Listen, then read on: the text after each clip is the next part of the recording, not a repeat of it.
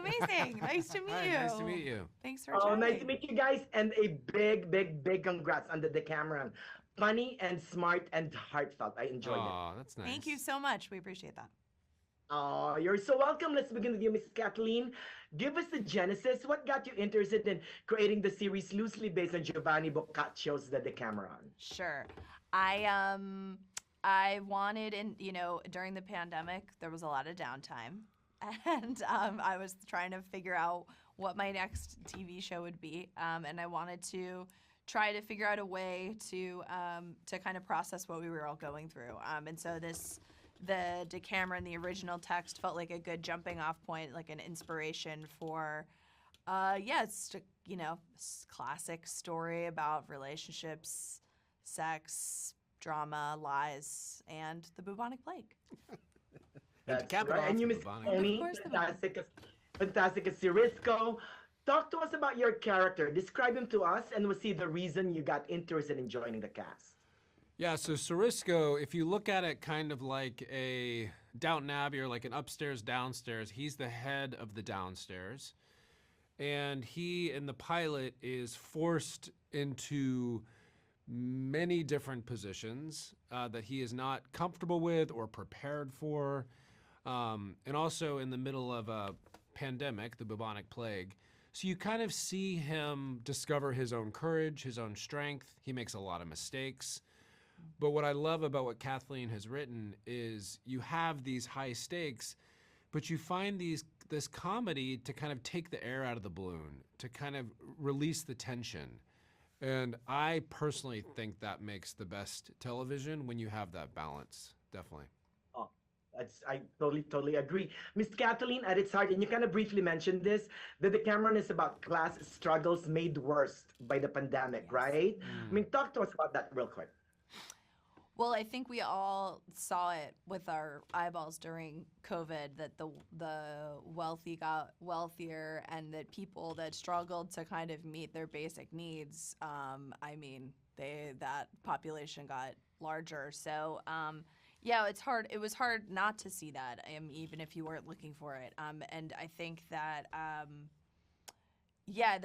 there's sort of a political backbone to the story because I think it's worth examining exactly why we have such strong attachments to the labels that we use and sort of how we identify ourselves in the world, whether it's wealthy or I wanted to kind of take apart that sort of are the sort of flimsy boxes that we put ourselves in. That's right. Now, Mr. Tony Villasanta, of which your character is the affable steward, becomes another character here, right? It's the keeper of the secrets. Talk to us about that. Ooh, yeah. That's what's kind of fun about having the access that he does to, being the head steward. He kind of has the access into people's lives, and you're right. He knows the behind the scenes secrets that are going on, but can't say them because of his status. Specifically with Pompanea. But I love a good story where you just know that each person is, and actually I would say each character is holding a secret. It's not just Sirisco. Every character has their own secrets, and that is like really fun. Really fun. Because we're all kind of holding secrets, actually. I've got a big one I'm not telling you. Yeah, exactly. I have a whole double life. Kathleen, the Decameron arrives on Netflix on July 25th. What do you hope for viewers to get after watching the series? I think that people will come to the show because it's colorful and I think it's funny and it has some amazing performers in it. But I do hope that people leave with sort of the occasion to have conversations about some of the more political things that we talked about, and are sort of inspired to question why we hold on to things that we cling to so tightly. What we give power to. Yeah, exactly, because that's life is short. Love is it. Love rules. Love wins. Love wins. Love wins. love. That's right.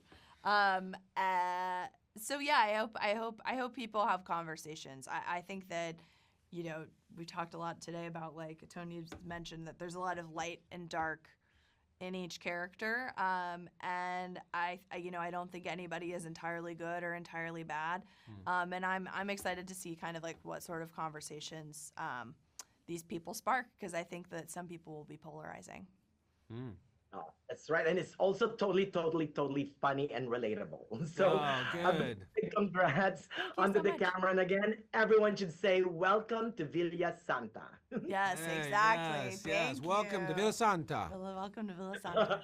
Good luck on everything, you guys. Thank you. Thank you. Nice meeting you. Meeting you.